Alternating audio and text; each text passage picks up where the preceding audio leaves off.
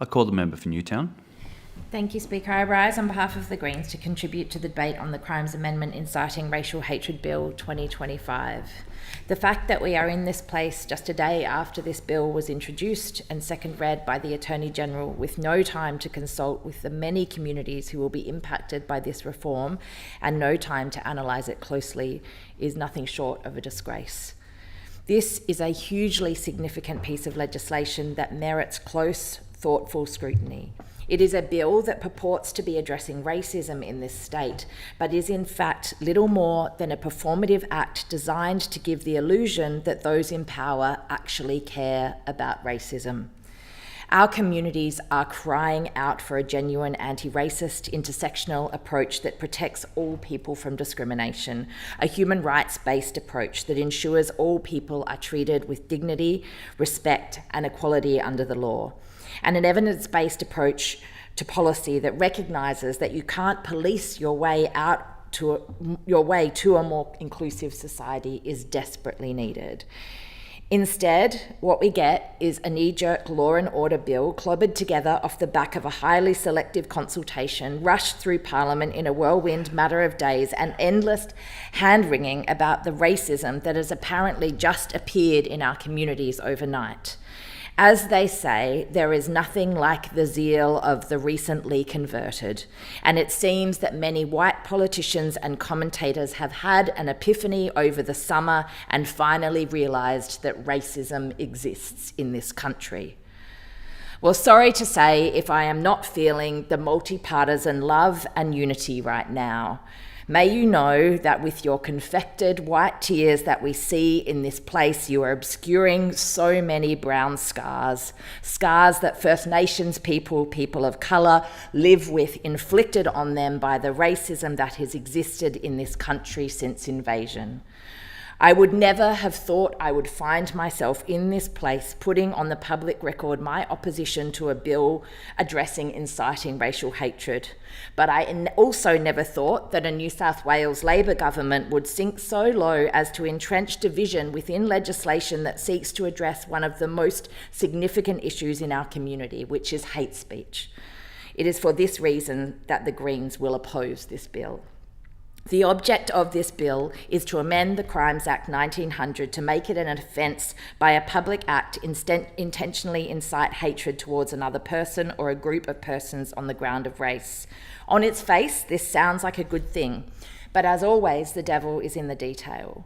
One glaring issue is proposed subsection 93ZAA2, which makes explicit that directly quoting from or otherwise referencing a religious text for the purpose of religious teaching cannot be considered public incitement of hatred on the ground of race.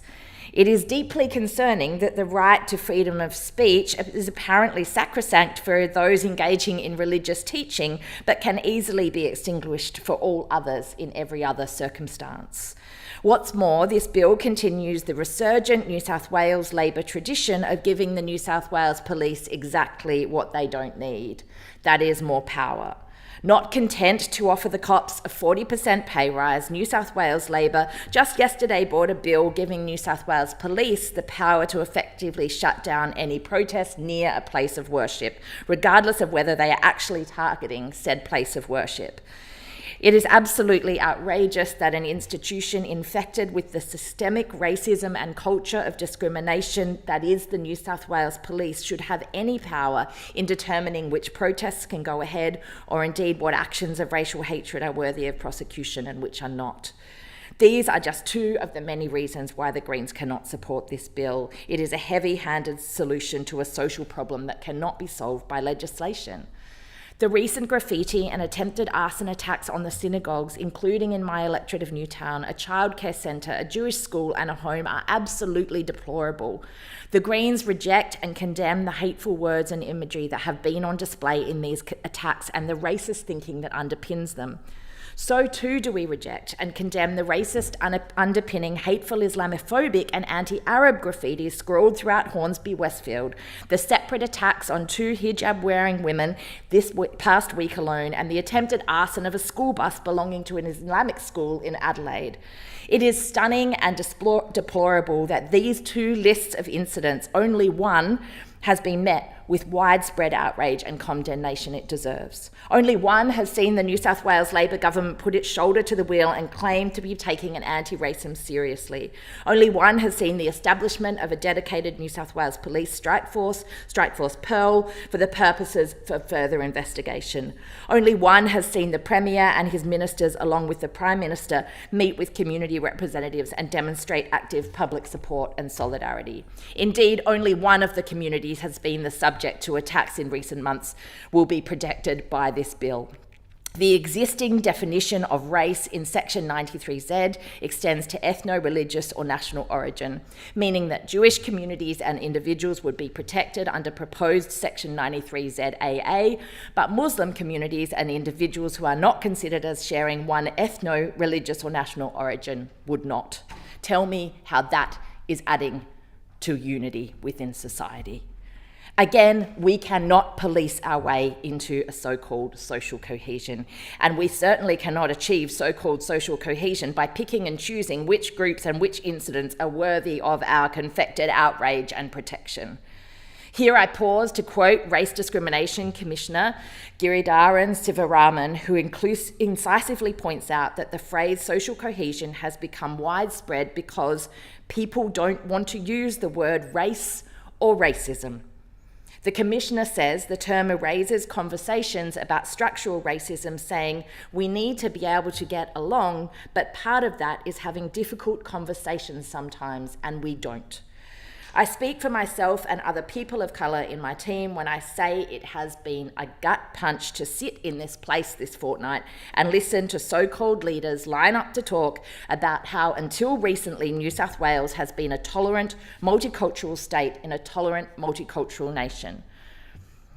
Anyone who has ever been called a racist slur, been vilified for the colour of their skin, been told to go back to where they came from knows that this has never been true. To hear the member for Wahroonga say that New South Wales is the greatest multicultural success story in the world, or the leader of the opposition describe this country as one built on principles of respect, tolerance and unity, when in fact this country is built on genocide and racist laws like the White Australia policy, is a disgrace.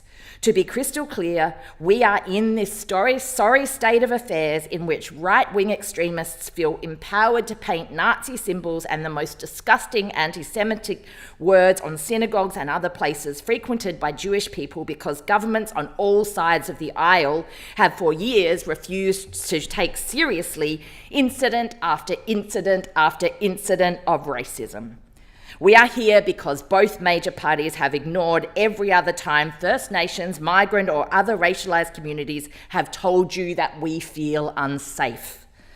Since the genocide in Gaza began, Islamophobic incidents have increased by 510%, according to the Islamophobia Register Australia. Where is the empathy for Muslim, Palestinian and other Arab communities? Where was the outrage when the Islamophobic attacks, including graffiti and vandalism of mosques, attacks on visibly Muslim people, and particularly women wearing hijabs, surged in the wake of the Christchurch mosque terror attacks? Where was the widespread concern when Asian women were being spat on and called dogs in the streets when the COVID lockdowns occurred? Where is the horror and the fury of the coordinated response and failure to respond to the 600 First Nations people who have died in custody since the Royal Commission in 1991, and not a single person being held to account?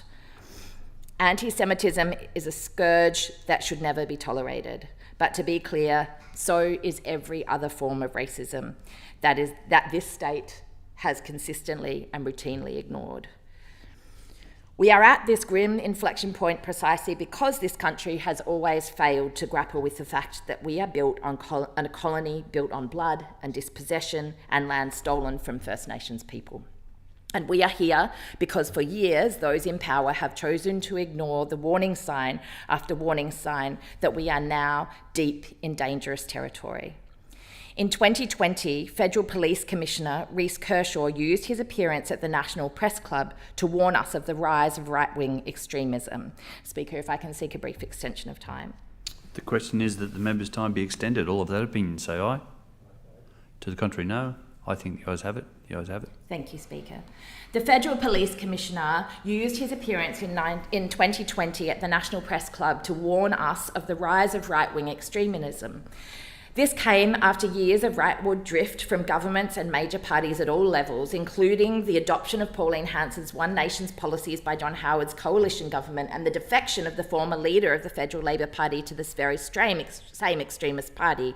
And I note that the former Labor member for Bankstown in this place has since followed in his footsteps. But instead of taking these threats seriously and investing in diversionary measures that de-radicalise people and pull them away from fringe groups, what did we see? We saw governments of all stripes doubling down on the amorphous ideas of social cohesion and multiculturalism. And we are seeing repeated deliberate conflation of the progressive, anti-genocide, pro-human rights left who are criticising the State of Israel's actions in Palestine with neo-Nazis.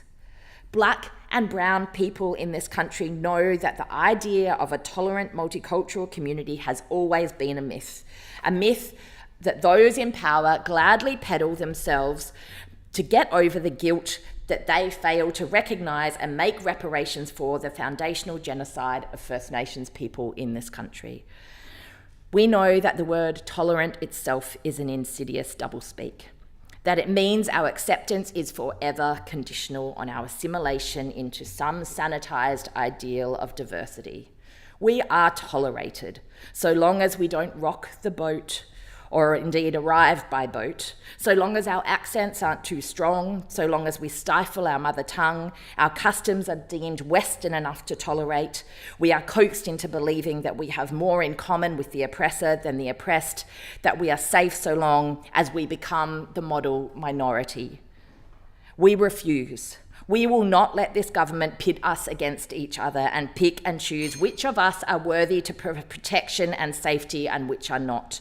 Doing so only gives people more space for the resurgent far right to drive wedges deeper in and divide us more. And this is the last thing that we need. The scars inflicted on me from living with racism ache today listening to this debate. So I can only imagine how First Nations people, Palestinian people, Arab and Muslim communities are feeling.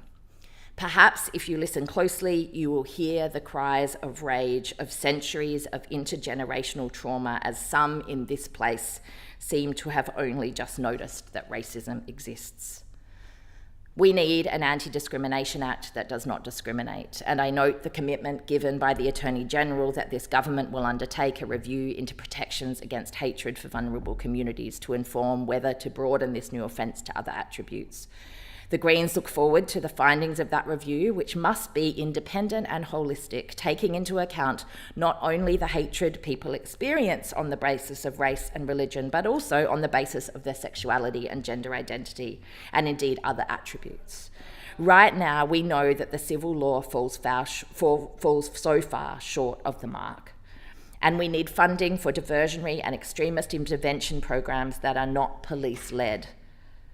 As reporting from the Four Corners revealed earlier this week, many families of people who have been radicalised by the far right are understandably reluctant to turn their loved ones in to authorities for support. We need investment in genuine anti-racist education from an early age in our public schools so that we can finally meaningfully address institutionalised, normalised racism that is shamefully entrenched in all aspects of society. We need a treaty and a truth-telling commission urgently. This bill does not offer any of these solutions. All it does is further entrench divisions in our laws, further empower police, and further divide between different community groups. And it is for that reason that the Greens oppose this bill. I thank